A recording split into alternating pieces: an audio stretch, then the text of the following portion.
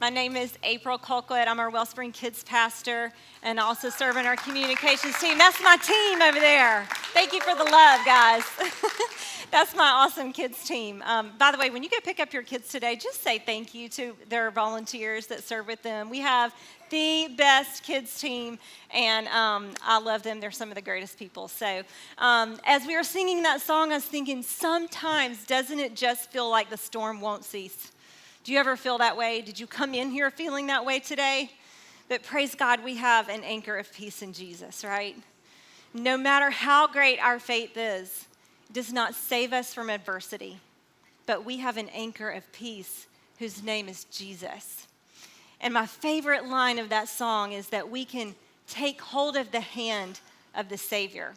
And as we sing that, I think about holding hands with someone. I doubt you go around holding hands with strangers, do you?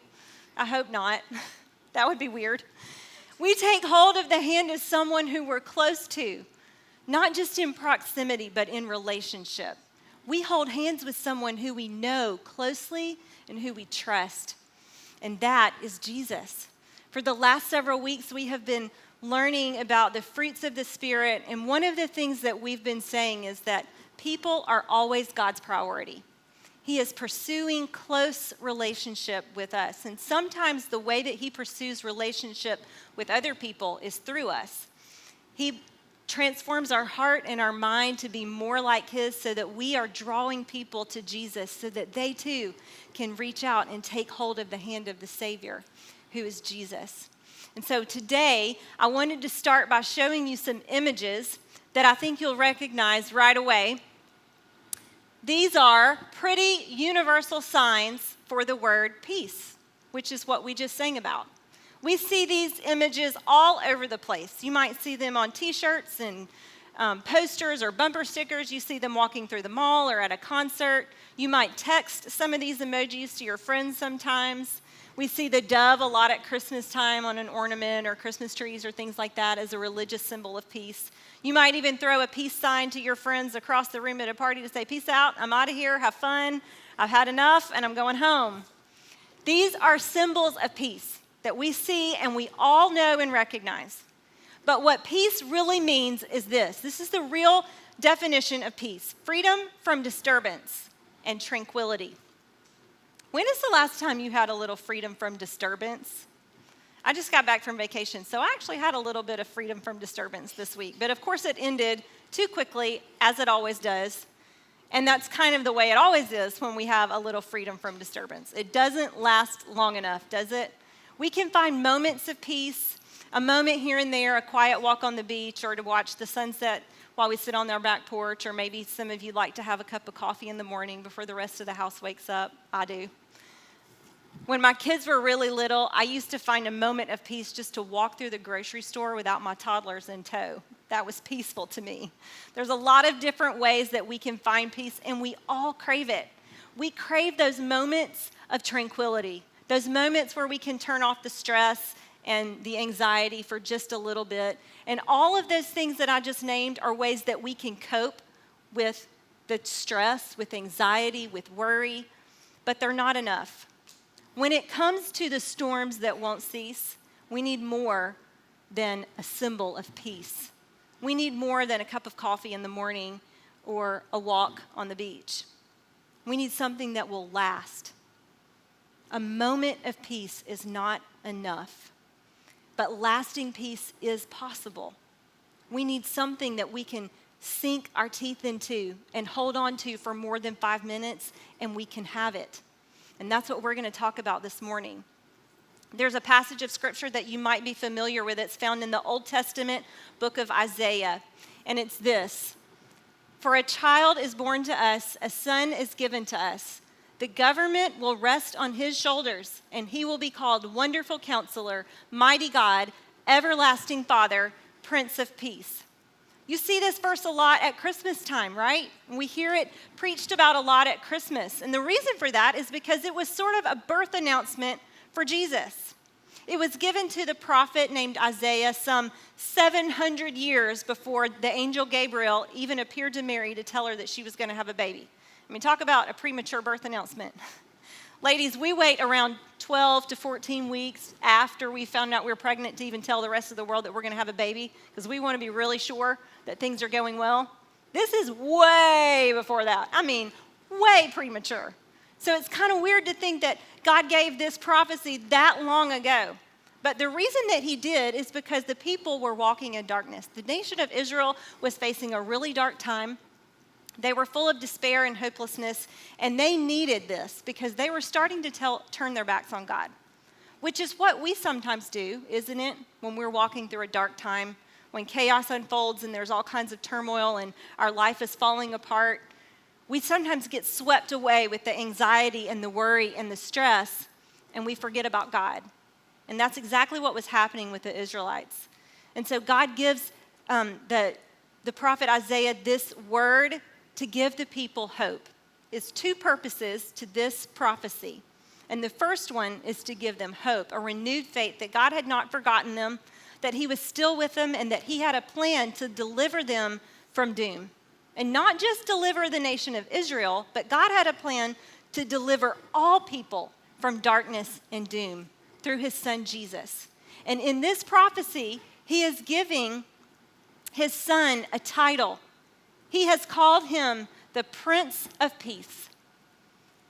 God's son, Jesus, wouldn't just be a source of peace. He would be the source for peace for everyone. We are on the other side of this announcement. We know that God fulfilled his promise to send his son Jesus, and that through Jesus' death and resurrection, that peace was made for all people between God and man for all time. Once and for all, peace was made through Jesus. We know that. But the part of this prophecy that I don't want us to miss is the second purpose in its announcement, where Isaiah tells us his government and its peace will never end. The term government is a word that suggests rule, authority. So God is being purposeful and intentional in letting us know that his son, Jesus, would come with authority on day one and forevermore. Jesus would rule, his government would rule with peace, and he would come with authority. So I believe that the key to finding lasting peace is found in this passage. That peace is more than just a moment. It's more than a moment free from disturbance. It's more than just 5 or 10 minutes of tranquility. Peace, tried and true, lasting peace, is the rule of Christ. The rule of Christ. It is when we recognize the authority that Jesus holds. If we want tried and true and lasting peace, the kind that we can grab onto when life gets hard, it will be because we have bowed and surrendered to the authority of Jesus Christ in our life. Have you ever noticed how some people seem to have their life together and things are going really well and they really don't have that much to complain about, but yet they seem to be in total turmoil? And other times you might see someone whose life is just upside down. They're walking through a really hard time and yet they seem to be at peace. How can it be that someone can have peace when the circumstances aren't all that peaceful? I think the answer is in Isaiah's words, that our peace is determined by who is governing our life. Peace is determined by the position, the current position and authority that we have given Jesus Christ over our life. And I say current position because we can let Jesus rule our life 1 minute and not in the next. We can give him authority in some areas of our lives, but not in others. But if we really want to know the kind of lasting peace that is found in Jesus, then we've got to be surrendered to the rule and the authority of him in our life and recognizing him as the Prince of Peace. The more that we loosen our grip on the outcomes, trying to control, loosen our grip on the money or whatever it is that we hold so dear, our children, our job, our things, the more that we loosen our grip on those things and we release them to the Prince of Peace, the more peace we will have in our life. If you've been following Jesus for a long time, you might know what I'm talking about. But if you're new to your faith, you might still be discovering this. But what we all need a reminder of today is this: peace is most prevalent when Jesus is most prominent. When we have recognized him as the ruler of peace, the governor of peace, when we bow to his authority in our life and we surrender it to him, peace will be much more prevalent. It will flow in abundance in our life. That's why you hear people say things like, let go and let God. I'm not really usually a fan of cliche statements like that, but in this case, it actually works. When you let go of trying to manipulate the outcome, when you let go of the fears and the doubt and the skepticism that swirls in your mind about everything, the stress and the anxiety, when you let go of that and you let God handle it, you will know peace. That's when we find rest. The more that we release and default to his control, the more prevalent peace will be in our life. When you hear me say Jesus, making Jesus more prominent, you might think, well, we're just supposed to sit in front of our Bible all day and play worship music all day, every day. We're just supposed to come to church more. Well, I will highly recommend taking some peaceful moments of your day to spend with Jesus in his word. I'm talking about inviting Jesus into the everyday moments of your life, into the turmoil, as often as you think about it. One of the best and most accessible and simple ways that we have to make Jesus more prominent in our life is through prayer. It's a gift that we can talk to God anytime, anywhere, about anything, and he hears us. We don't need anything special with us. We don't need anyone special with us. We don't have to say any particular words or phrases. We just talk to God like he is our best friend about anything. One of the people who we talk about here a lot at Wellspring, what's his name? Paul. Paul was the apostle who helped start a lot of churches, and Paul spent a lot of time in prison, being persecuted and beaten for teaching people about Jesus. And even Paul teaches us, even though he had that tumultuous, chaotic lifestyle, he knew that prayer was key to finding peace. So I want to take you to his letter to the Philippians. He says, do not be anxious about anything, but in every situation, by prayer and petition with thanksgiving, present your requests to God. Pray about everything, in every situation. Talk to God about what you're worried about and about what you're not worried about. Talk to him about the good things in your life, the bad things in your life. Talk to him about the ugly things in your life, the good, the bad, the ugly. You know what the ugly is? Sin, the things that you struggle with, your shortcomings, your mistakes, your failures. Talk to God about those things too. Because when you talk to him about those things, he reminds you that he's already handled it, that there's grace and mercy for you. Talking to God about the ugly things in our life is just as important as talking to him about the things that we're worried about and need help with, because it keeps us close to him. It keeps us from putting up a wall to where we feel like we can't go to him about things anymore because we stepped too far back. Talk to God about every single thing. And Paul says that when we do, he promises us peace. He says, and the peace of God, which transcends all understanding, will guard your hearts and your minds in Jesus Christ.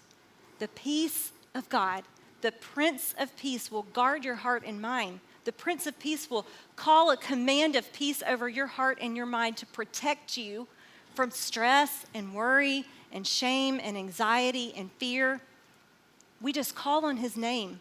And as we talk to him, a peace that transcends all understanding, Paul says. That means it's the kind of peace that you really can't even explain or quite put your finger on, but you just know it in your soul because you have surrendered it to the Prince of Peace. You have put it at his feet and trusted him and trusted his authority. Prayer is key to making Jesus most prominent in our life. I wonder if the new peace symbol should just be praying hands. Could we just do away with the other ones and just send this symbol to our friends in a text message and just say, peace over you, friend. I am praying for you. Peace. Prayer is where we surrender to the authority of Jesus. It's where we bow to his rule and his government in our life. It's where we give him our worries, our worship, our good, our bad, our ugly. And prayer is what keeps us so close to Jesus that we could comfortably reach out and take his hand as our Savior, our anchor of peace, the Prince of Peace, as declared long ago. Oftentimes, when we find that peace, God will give us an opportunity to share that same peace with other people and to talk about it. And we have a family in our church who many of you will know, Andrew and Alyssa Mims. Andrew is on staff here at Wellspring, and he and his wife Alyssa went through a very tumultuous time in 2020, as many of you did, I'm sure. And they wanted to share their story today in hopes that it might help you discover the kind of peace that is found when we make Jesus most prominent in our life. So we're going to share their story, and I want this to just be the rest of our message today, and that you will leave here remembering that peace is most prevalent when Jesus is most prominent. Hi, my name is Andrew Mims. I am the Director of Operations at Wellspring. I have been on staff for about 3 years, and I have been attending the church for about 10. Hi, my name's Alyssa. I'm Andrew's wife. I've been going to church at Wellspring for about 3.5 years now. I actually started going to the singles community group back 3 years ago, and that's where I met Andrew. After we got married, what was it? Four months later, we found out I was pregnant, and with our first daughter, Haven. She's 2 now. At the beginning of the year, we had kind of started talking about, having another child. Yeah. We wanted them to be close in age, and we just, we started talking about the beginning of the year. Well, we didn't think it would happen quite that quickly, but we got pregnant in April of 2020. Yeah. And again, COVID and everything was already, known. It was a thing. And like I said, I think we were nervous about that, but nobody knew it was going to last as long as it did. After we got pregnant with Caleb, we had just found out that, the pandemic was starting. And Haven had just turned 1, and we couldn't celebrate her first birthday because of the pandemic, and everything was shutting down. For the first month or 2 of her being pregnant, I couldn't even go to any doctor's appointments with her. And that was, sad for me. I wanted to be there, but also, frustrating for us because it's already tumultuous enough. And then you throw in, you can't even be there to, hear the baby's heartbeat for the first time or anything. Yeah. And it was, it was tough. But I think all of that really kind of set off this chain of events that we didn't even know was coming. But one of the first concerns we had during this pregnancy came about a month in. Alyssa started experiencing some bleeding, and she went in to get that checked. And it turns out she essentially had a type of hemorrhage that forms in between the placenta and the uterus. And so we were beside ourselves with, what does this mean? And there's nothing they can really do about it. You kind of have to just wait and see what happens. And it took, a couple months for that to kind of resolve itself. But thankfully it did. It just went away one day. Yeah. And that was the first, we were like, wow, this is great. Like, we got through this. That's, this is going to be the biggest challenge we're going to face. And man, God came through and it happened. And little did we know it was going to be quite an eventful time. After that subsided and we got over that, I think it was my 20-week ultrasound appointment. They said the baby was great and everything looked awesome, but they noticed that there was a large cyst on my right ovary. And I wasn't too concerned about it until the doctor told me that it was 13 centimeters and I was going to have to go to a high-risk doctor. A cyst on an ovary during pregnancy isn't really uncommon from what the doctors told us. The concerning thing about this one is not only was it 13 centimeters, which is about the size of a grapefruit, but it had actually tripled in size. They actually saw it several weeks before that, but again, it was small, not a concern, but it tripled in size in like a matter of weeks. I was seeing a high risk doctor, my regular OBGYN, and then they also sent me to MUSC for the doctors up there as well. So I was just going through doctor after doctor after doctor, hearing different opinions about what to do about the cyst and what my the birth of Caleb was going to look like. So Alyssa, again, having to go by herself, goes to see the high risk specialist, OBGYN. And I remember that day very clearly. She called me as soon as she left, and she's just in tears. And I'm like, what's wrong? Like, what did he say? You know, whatever. And she was just almost beside herself. Like, I couldn't even understand what she was saying. It was so just emotional. And so by the time she gets home, she looks at me and says, you know, he said it might be cancer. And as hard as that is for the person who's dealing with it to go through, you know, it's also difficult as someone that loves them to hear that. You're like, what? Where did this come from? Like, we thought this was just some kind of cyst.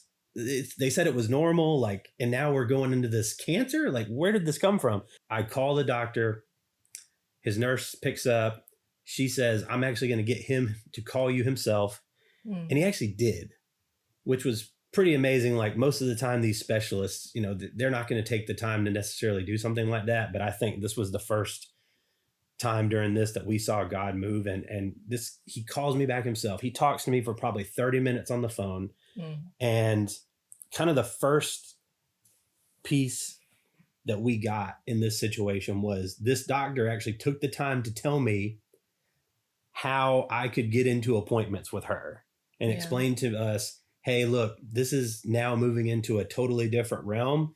You need to be at these appointments. And he talked us through what to tell all the different doctors we were seeing and all the specialists so that I could come to appointments with her even during this time of COVID. And that was really great. And it gave us a lot of peace that at least we could be together and hear the news together and be able to process it together. And that was just a really great thing. And we were really thankful that he did that. After we talked to the high risk doctor and they explained to us that because Alyssa was past her first trimester, they could not go in and take the cyst out now.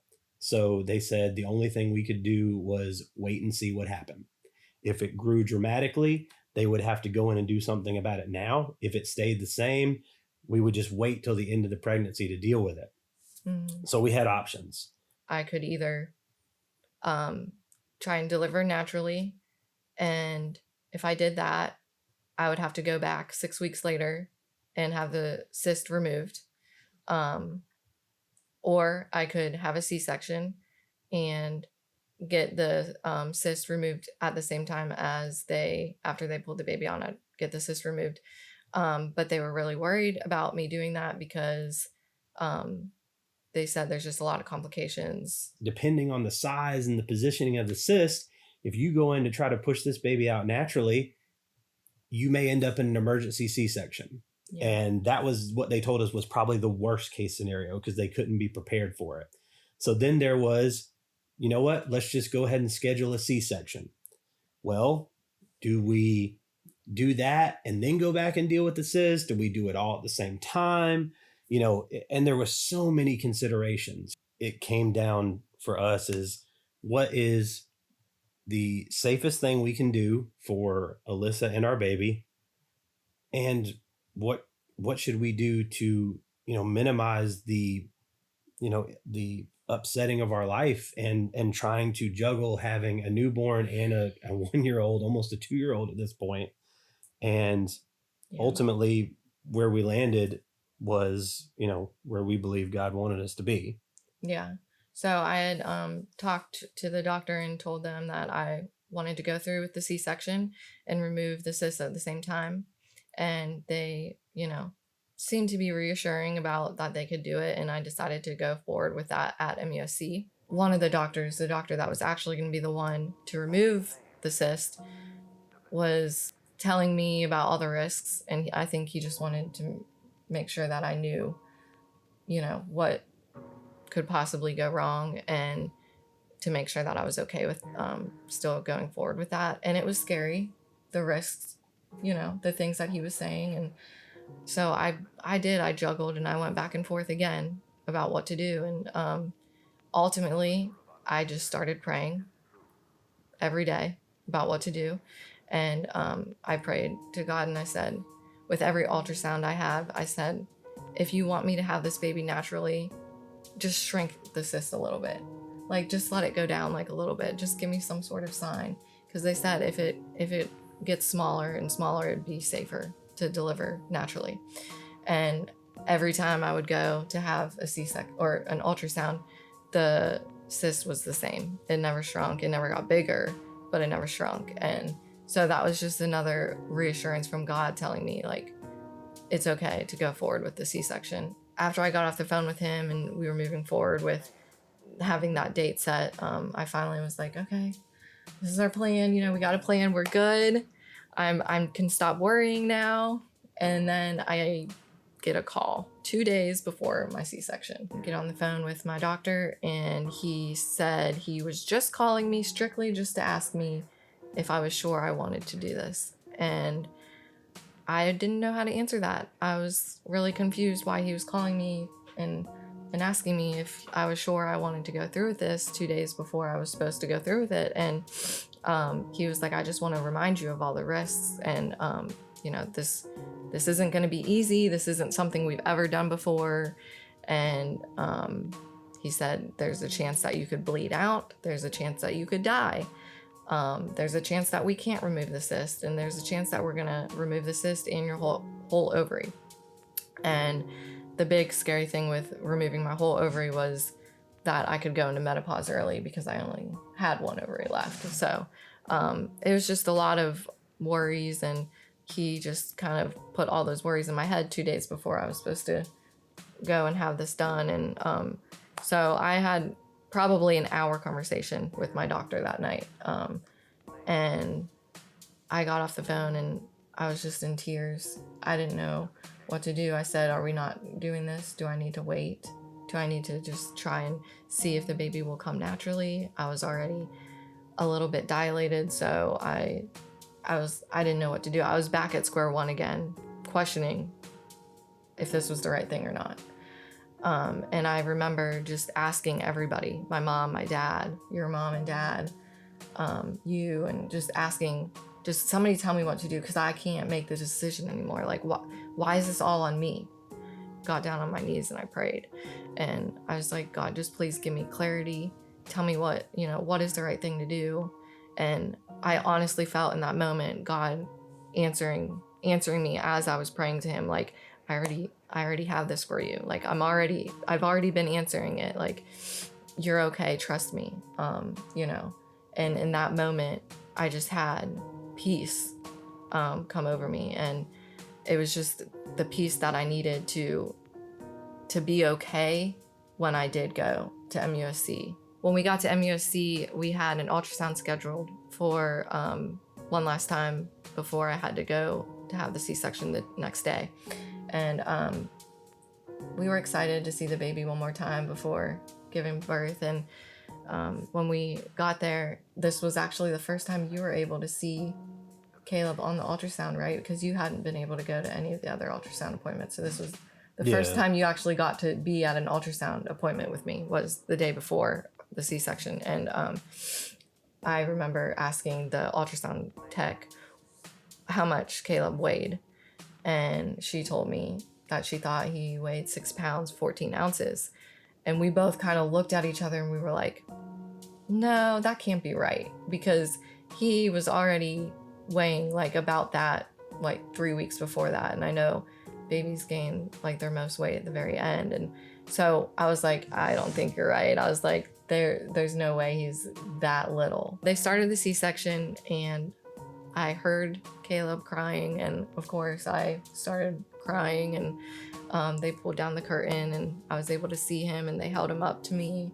And the doctor who was going to be removing the cyst after was standing there too. He wasn't supposed to be there, actually. He was supposed to come in just in time to remove the cyst, but he came early, so he got to watch the baby being pulled out. And he was actually right there beside us, and he told us what was happening. He told us that Caleb's cord was wrapped around his neck twice, and that it had a huge knot in it. And when they pulled the curtain down, they showed us the knot. And he just, he was the one that had called me 2 days before that, trying to basically talk me out of, having a C-section. He was saying, how did you know? How did you know to have a C-section?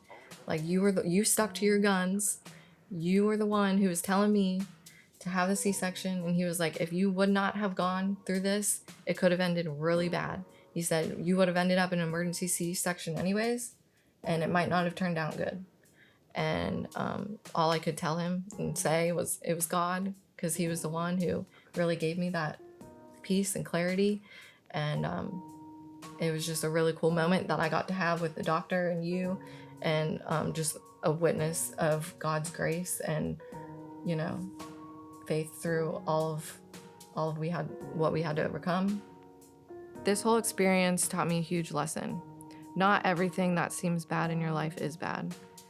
If I didn't have that huge cyst on my ovary, I probably wouldn't have opted for a C-section, which ultimately saved our son's life.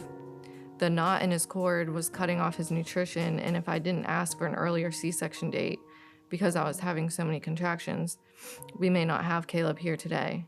But I know God was guiding me through the whole way. They didn't know if the cyst was cancer, but it wasn't. They didn't know if they could save my ovary, but they did.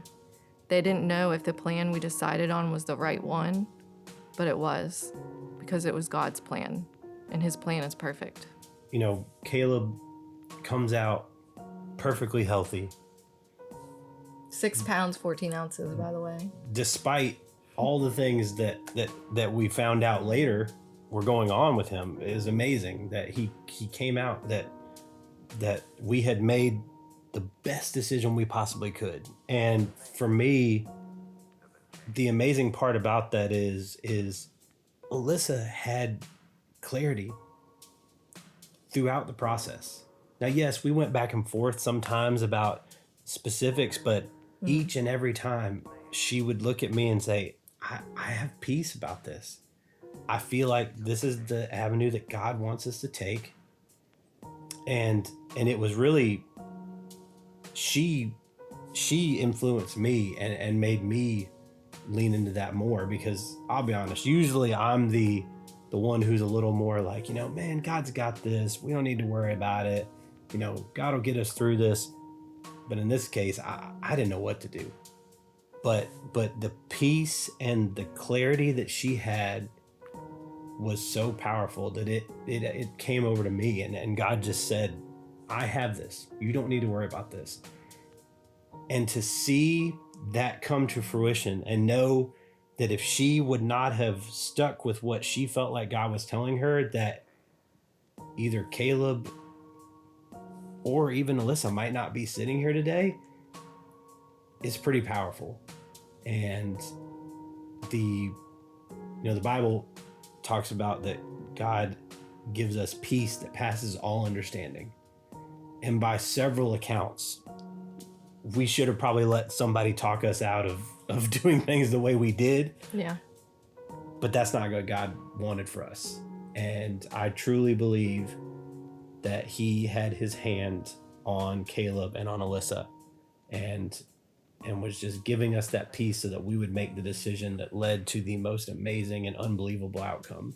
I think it took a while after Caleb was born for it to really click in what had happened, and just like the miracle of it all. But when I started telling people the story is, I think, when it started clicking for me,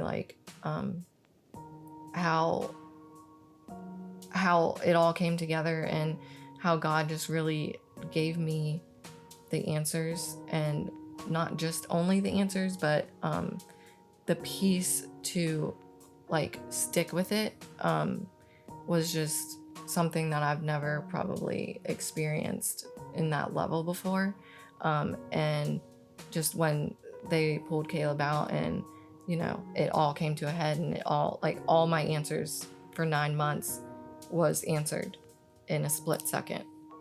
God wanted to do this in our lives so that the next time we go through a trial, the next time we call out to him and say, show us what to do, when he speaks, we'll have that peace. And it's funny, sometimes whenever I'm trying to get Caleb to sleep or trying to calm him down, I will sing Waymaker to him. And we all know that song. It says that God is the Waymaker, the miracle worker. He's that light in the darkness. And that's exactly what he was for us in this moment. And just like the song says, the next time we go through something like this, I will be able to say, that is who you are. That is who you are, God. And I will be able to look back and say, you gave us peace when there was no reason for us to have it. You gave us clarity when it was totally unclear.